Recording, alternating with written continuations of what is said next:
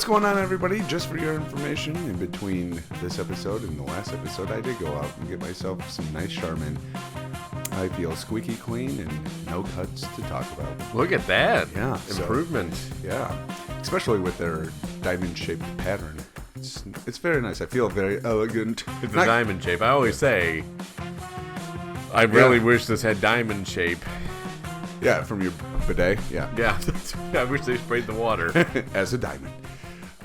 I think you're worth it. Oh, Yeah.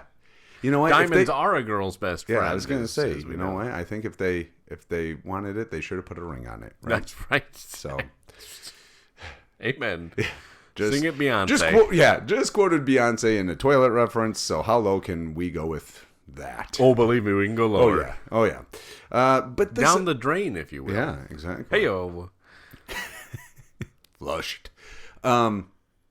But this, I think this episode, we should probably not be quite as edgy as the last episode. I know I got a little political. Maybe we should. It doesn't really matter. They'll still listen. Why would that stop you? Right. I wouldn't want you not to be yourself, Brent. Well, I do censor myself a little bit, just because sometimes my thoughts are a little crazy. You do. I see the veins come out on your forehead. Yeah, especially when you mention something really off the wall, and I'm just like, wait a second, and I'm getting ready to pop, and then all of a sudden I'm like, you know what? We have kids that listen.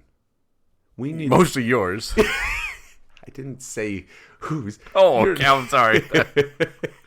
I do see the streak of gray flash through your hair, and it's tough to tell because of all the gray, but you can see it when you get all frustrated. Okay. I was about to say, call me doctor, and then I forgot his name. Because it's not Dr. Strange. Dr. Quinn, medicine woman? Yes. That's the one you're going for? Okay, I thought so. Ladies and gentlemen, this will be the last episode, as Russ won't be able to join us ever again. Russ will not be able to speak after today. No, it's the Fantastic Four doctor. The doctor from Diagnosis Murder? Oh, my goodness. Fantastic Four. Oh, no, Dick Van Dyke sang with the band Fantastics. Yeah, that doctor. Anyways. Actually, that's not true. I made all of that up.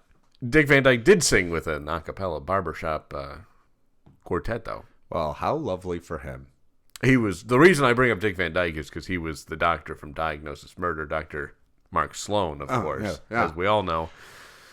Yeah, he was. Oh, my goodness. I forgot that he was the doctor in that show. Oh, you did? Yeah. No, I mean, I knew that he was. It's just I forgot that he that show existed. I forgot that he played that part much later in life. I mean, you look at him from Mary Poppins, you're like young whippersnapper. Yes, and then you see him in the doctor that show. I just forgot the name. Diagnosis Murder. Oh, there we go. Diagnosis Murder. Which I actually used to really like watching. It's a great show, actually. Yeah. It was Diagnosis Murder and then Murder, She Wrote, and I was like, yes. I was set. Columbo's up there too. Yeah. I used to watch both of them with my grandma. Really? Yeah, she loved both My of them. grandmother also liked those, yes. Must be that era. Must be, yes. Well, that would be, right? Yeah. And it's, I mean, for the most part, aside from the murders, it's pretty wholesome. Yeah. Besides the murders. Besides people dying. Yeah. And people committing crimes. Yeah, there's life lessons there. There are. It used to be, well, you can figure out how to commit a murder pretty good from those. Without getting caught. But you could, well, no, they always got caught. Oh, okay. They always got, well, that's the thing. Because they get cocky. Back in the, now we kind of have all these gritty, morally ambiguous. The good guy might be the bad guy, but he's the good guy trying to do the good guy stuff, even though he's bad. And, back during, nice the synopsis. 80s, thank you. The 80s and the 90s, it was the good guys would win. They would catch the bad guy at the end. The bad guy would try to get away with it. I think of Columbo. My wife and I have been watching that. Oh, okay. And Peter Falk, of course, is fantastic as the titular character. And that's a pretty impressive word. Thank you. Oh, you must character? No, titular. Ah, yes. So, Thank you. I appreciate it. I don't know how to take that, but I mean, I take it as a compliment, of course, as it was intended. I wish I was privileged enough to have a dictionary like you rich people, but whatever. Of course, yes. Well, I spent many a summer in the library. I think that was a joke, but I don't. Yeah, there's think it was. there's a joke. My mom used to have to ground me to the TV. Yeah, basically, she'd have to ground me from reading. You go like watch a show. Yeah, you get in there and you watch television, young man. You're gonna have to watch the Lions this weekend. No, yeah, watch sports. That would be the worst punishment of them all. I just want to read. I just want to expand my knowledge and use my imagination. She's like, you are gonna go in there and turn off your brain and become a zombie. Yeah. And be terrified when I yell at the Lions. Yeah. My mother gets very into the Lions. Oh, that's so funny. I mean, it's a thing. It's a Lions thing. Terrifying. Yeah. Because I made my oldest cry.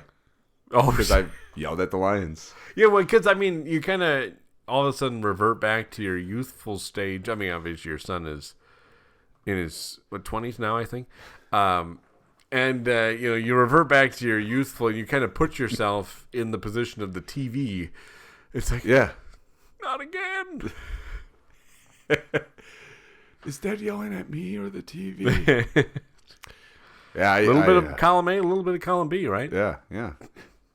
Move your head. No, what are you doing? You pick a better door than a window. Right? Is that the is that the one? Yeah, that's the. Most of the time, my wife's like, "Who are you talking to?" You choose. That's somebody. Because they're not obviously doing anything on the field, and he's in my way. So let's get it going. Pick it. Somebody take the advice. I wish they could hear me. Right? They can, right? They can read your lips, right? Yeah, they absolutely know what their fans are saying. Because they were a fan at one point, and that's what they would yell at the TV. Yep. So where were you going? Where were we talking about? Diagnosis murder. Yes. And the good guys would Always get the bad yes. guys. There we go. It used to be pretty defined lines. Yes. And then we have characters like Loki. Yeah, right? Who's the bad guy, but... like an anti-hero. Anti-hero, thank you. Wow. Yeah, you're welcome. I'm surprised. That we share the same brainwave. Yeah, it sucks. Don't remind me. Yeah, it's don't like an remind me. umbilical cord that I wish would be cut or gnawed off, but that one doesn't happen. It does not. It stays connected. But you're right. Yes, anti-hero is exactly the word I was looking for. Yeah. And, yeah, that's how we have it. It used to be so black and white. Yeah. And I like that because it's good to have the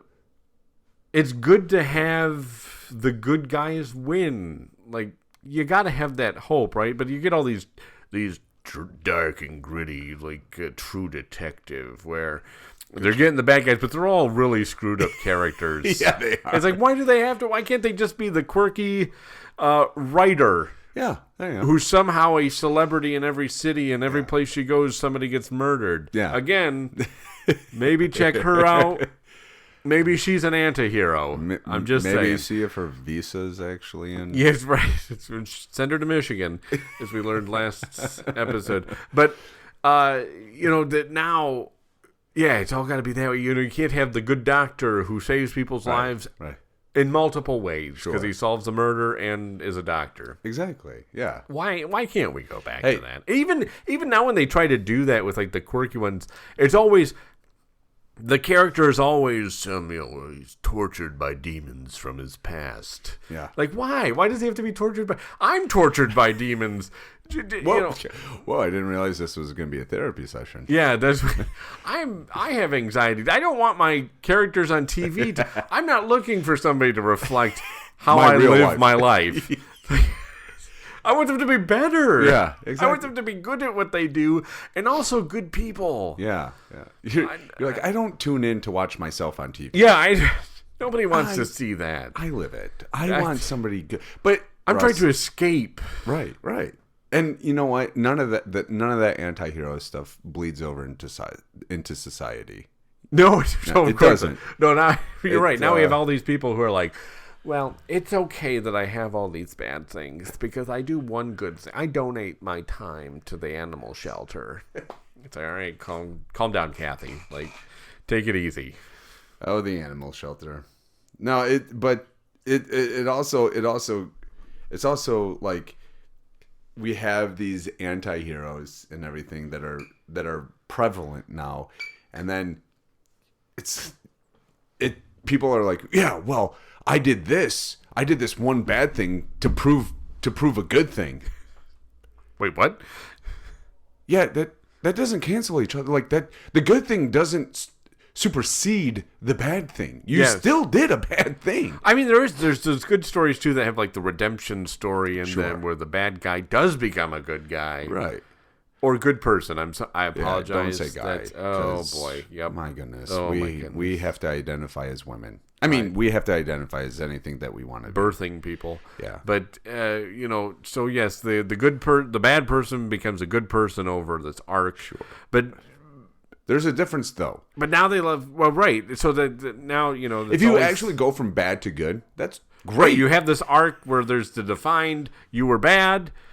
Now you are good. Yes. And you do completely different things than you do when you were bad. Exactly. But now we're like, well, like what was that show about the serial Dexter? Oh, yeah, I Dexter. never watched it. It's a I great never show. watched it. But it's about, right, he's a serial killer, but he also, like, kills the bad He kills other bad people? He kills other serial Is that what? killers. Yeah, okay. So that's, although I will defend this one. I'm a hypocrite. Yeah. Oh, yes. But I'm just suck it, you hypocrite. I'm just a flawed anti-hero. The Blacklist. Have you ever seen The Blacklist with James Spader? Yeah. Oh, I love that show. But of course, but the thing about that one is he's still a bad guy. Oh, like, yeah, they he's don't make still any qualms about him. They don't sit there and say, no, he's pretty good. Yeah. No, he just shot 5 people. Yeah. And he's trying to use the FBI to build his criminal empire by taking out the competition. Right. They're not immune to that, but they get to know him. I get that one a little bit more because you get to know him a little bit better. Yeah, but he's a likable character. But then he goes and he kills somebody, and you're like, you're still a bad guy. Yeah, and like you said, there's no qualms about it. They're like, no, he's still like FBI's top. And yes, the problem is it's James Spader he's such a good actor. I know he's a likable character. He is. Where he even makes us a bad, evil criminal. Yeah, a likable guy. You're just like, man. Number 1, I want to dress like you. Oh my goodness, right? Number 2, I want to live like you're living right now. Yeah. Number 3, like that knowledge that you have. Where are you getting it? Because I would like some. I want all of that. Can I just get into that brain? Yeah. And I realize this kind of defeats everything we just said previous to this, but again, we're gritty anti-heroes. Yes. We're menacing. The Menacing Podcast. Gritty anti-heroes. That's our tagline. Catchphrase. You got it. Tagline. We'll figure that out. Thank you. Tag catch. Catcher in the Rye. The gritty anti-heroes. That's what we are, yeah. Russ won't touch anything dirty. Or poor. If there's any manual labor, count him out. He is not volunteering at his local food shelter, but he's still a pretty good guy. He does not buy from IKEA because he has to assemble it himself. And it's cheap Swedish crap. But he will go eat their Swedish meatballs. What a hypocrite. I know, I saw it. I had to beat you to the punch. Okay, but I did actually bring something to the conversation. I didn't realize I didn't realize that you had something. Not just gritty anti-heroes. Yes. Which I'm glad we discovered that's what we are. Yes. I didn't shower today, so I'm really gritty. I'm extra gritty. And I'm putting up with you. Yeah. Suck it. So, thank you. So if let me read you a headline. Okay. I swear to you, if this is a headline that I've already said, I'm going to laugh. It is not. Okay. It's nothing about Charmin. Okay. And so I'm going to read you this headline. Is this 3 truths and a lie? Not yet. Okay. But this is along not along the lines. I don't know why I was going to try to tie it in. I was going to try to tie it in somehow. You anti-hero. I'm an anti-hero. I don't play by the rules, but I also abide by them. Sometimes. When I feel like it. If you litter in front of me, I'll pick it up, but then I'll poop in a bag and put it on your front porch. And light it on fire. Yeah, so that sort of thing. So I'm going to read you this headline, and I want you to tell me who you think this was written by. This is an article. Okay. Oh, goodness, I don't know. Okay. The day I didn't study. No, that's all right. Okay. You might be in trouble, but you're not. You're an anti-hero.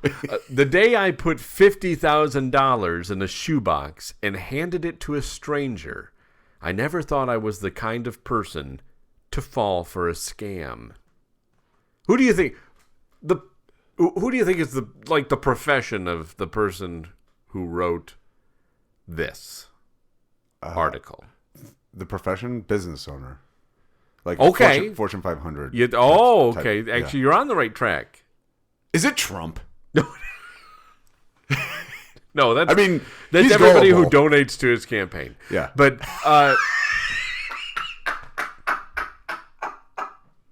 this is from The Cuts. The Cut is from New York Magazine. Okay. It's Fortune 500. This is from the business. Hold on. Like, is this a known, like, well-known person? No. No. Okay. Is it Koch brother? No, but I'm talking about the specific line of work that they are in. Okay. Now. Okay. Nope. I can't think of it. Okay. Okay. So it's by Charlotte Cowles. Okay. Of course, a woman was scammed by this. But Charlotte Cowles is the Cuts financial advice columnist. Right? The woman who wrote the headline. Wait, what? In the whole article, the day I put $50,000 in a shoebox and handed it to a stranger, I never thought I was the kind of person to fall for a scam. She's the financial advice columnist for The Cut. What? She couldn't. First of all, she couldn't afford a briefcase. Come on. Her life savings was $50,000. Second of all, why is she just handing over $50,000 to a random? Thank you. That's the $1 million shirt. So I read this article. I found this article. Oh, and I read it. Is it an MLM? No, it's literally. So she got a call from Amazon. Oh, the company. Wow, she really got scammed. And they called her, and they were talking about. Let me see. Here's. I'll just read the opening here. Okay. So on a Tuesday evening this past October, I put $50,000 in cash in a shoebox, taped it shut as instructed, and carried it to the sidewalk in front of my apartment. My phone clasped to my ear.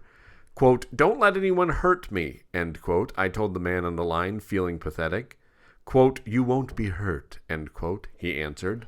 Quote, "Just keep doing exactly as I say," end quote. 3 minutes later, a white Mercedes SUV pulled up to the curb. "The back window will," quote, "the back window will open," end quote, said the man on the phone. Quote, "Do not look at the driver or talk to him. Put the box through the window, say, 'Thank you,' and go back inside," end quote. I'm sorry, and this person is giving out financial advice? Right. So it started out with Amazon calling her and talking to her about a scam. They didn't say specifically that. They just said that there had been an account opened up for her. Okay. Essentially. Okay. And they asked if she wanted to get in she wanted to contact a CIA agent.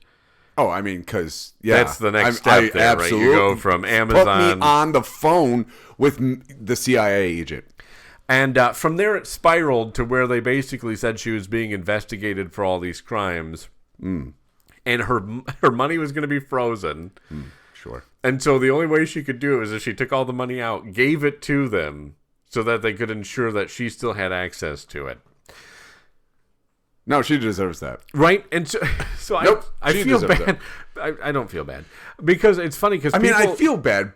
Hold on. But people on X, Twitter, there was people talking about, well, if you think that you are above being scammed like this, and they start listing off the credentials of her, they list off credentials of other people who were scammed, and they're like PhD, master's degree people. Sure. And it's like, I'm sorry. So I have a humble associate's degree. Yeah. And I have never given away $50,000 in a shoebox to a scammer. I mean, let's be real. You don't have that. Wait, I mean, there's also that. But if I had it. Yeah. But the thing is, I've never even given away $100 to a scammer. I actually, and I don't want to brag, but I actually once saved my grandmother from a scam. I went over to visit her. Bidet? What's that? Was it about a bidet? No, that's a different grandma. Oh, okay. I went over to her house, and she was on the phone. So I just sat there for a little bit, and she was talking, and all of a sudden, I was kind of zoned out, but all of a sudden I hear her reading off numbers. And I look over, and she's got a card up in front of her face, and I just go, stop. Oh, this is the anti-hero. This is the anti-hero. Oh, yeah. And I took the phone from those scammers, from my grandma, and I talked to the scammers, and I said, I have a very particular set of skills. Oh. Not sure what they are, but I have them. I can't find you. I can connect the hose. I don't even know who you are, but I have a bidet. And I'm not afraid to use it.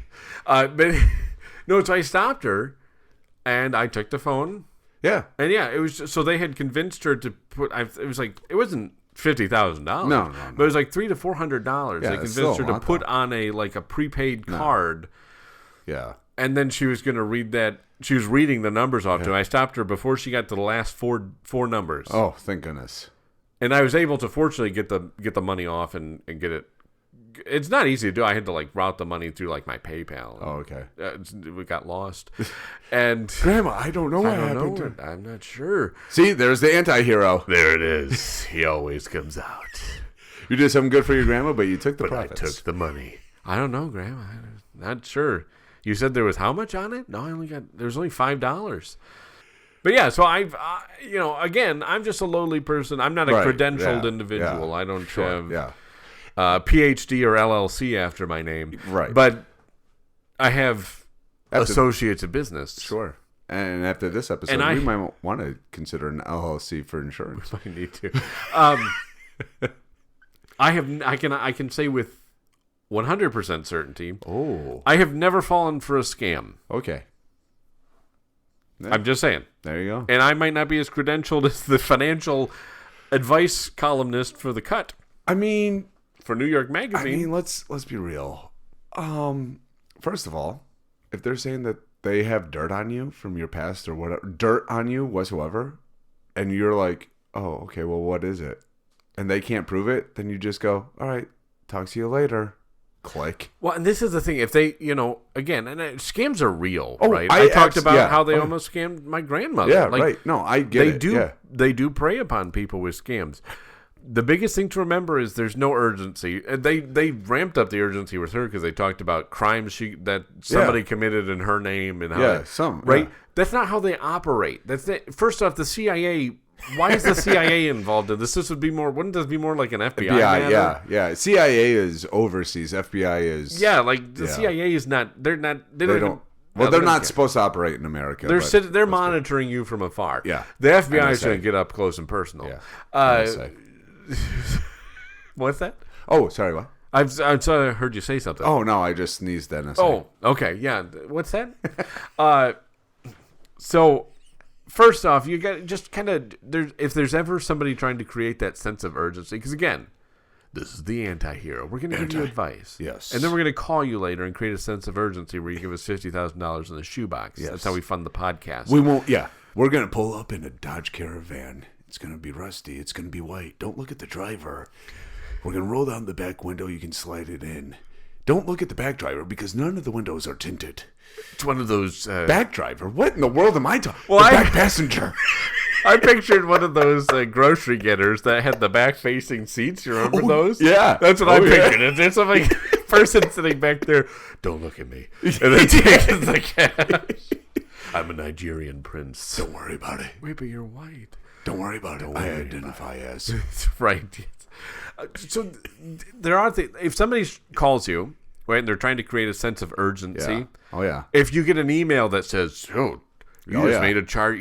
Your PayPal account was charged $10,000." Like, do you even have a PayPal account? First, stop and think about that.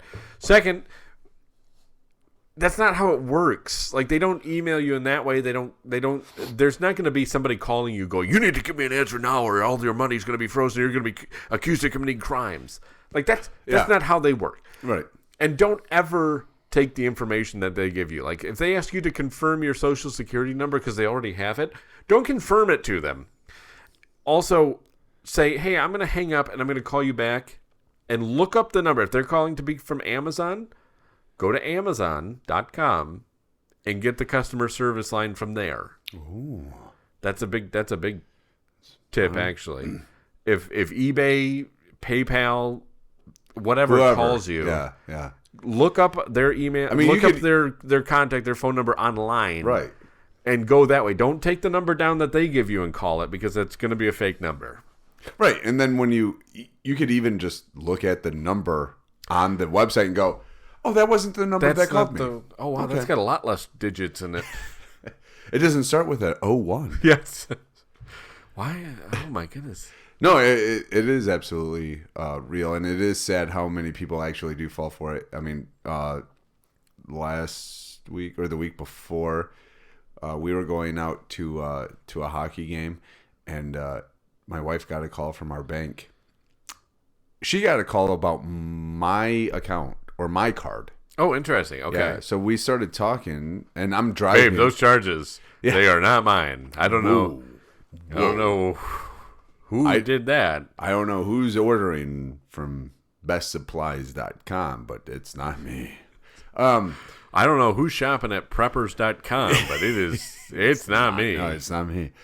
But it was just kind of crazy because, like, I'm already irritated because I hate talking to people. Yeah, no, I like talking to people on the phone. I don't like talking. I don't like talking to people that call me about something when it's just like,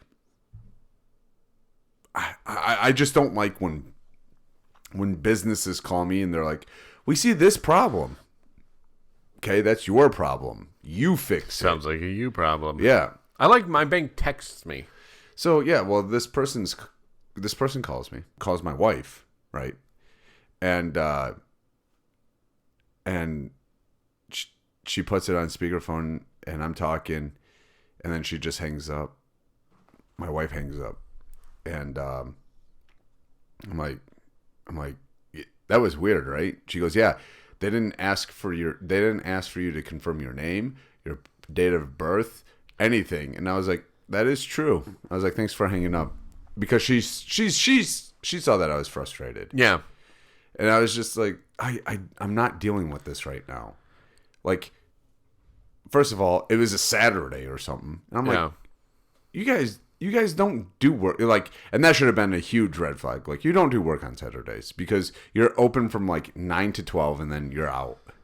Right. But yeah, scams are real, but like if you're gonna be a financial advisor, right, and write articles, maybe you don't take a hostage situation that serious, or take a hostage situation on yourself.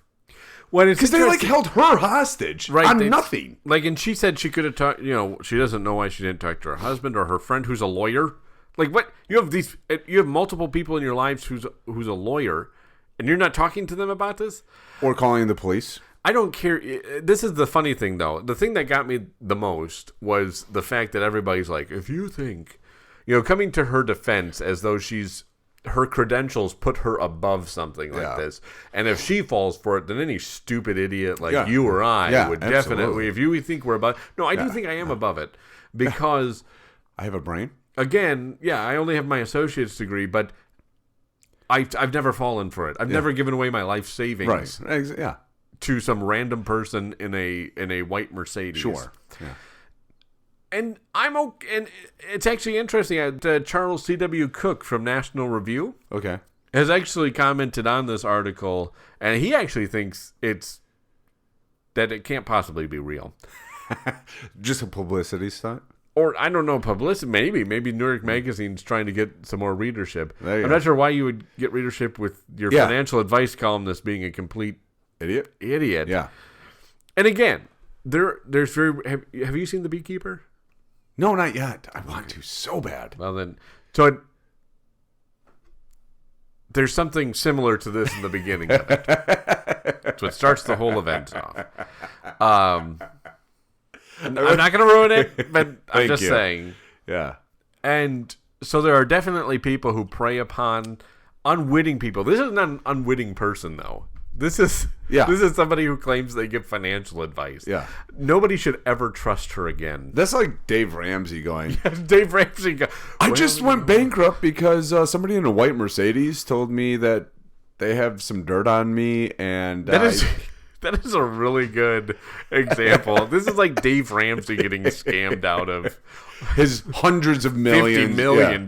Yeah, his millions of dollars. Which, how bad of a financial advice columnist are you when you only have $50,000? I almost feel like have you that. Right, that's like if chump I change. Culminated everything that I have absolutely. in my possession. Yeah, I think I looked up my net worth one time. It was a couple years ago, and they're like, "Oh, he's worth." Tomorrow on the Menacing podcast, Gritty Anti-Heroes Part 2. They're like, it's not a comma. We'll give you that much. It's a heck of a drug. Come on to the podcast and debate us. That's fine. We're gonna make it hilarious, and we might make you look stupid. But if you come here with and you're trying to prove some Trivial Pursuit questions wrong, buddy, there's another thing coming to you because absolutely that's where I excel.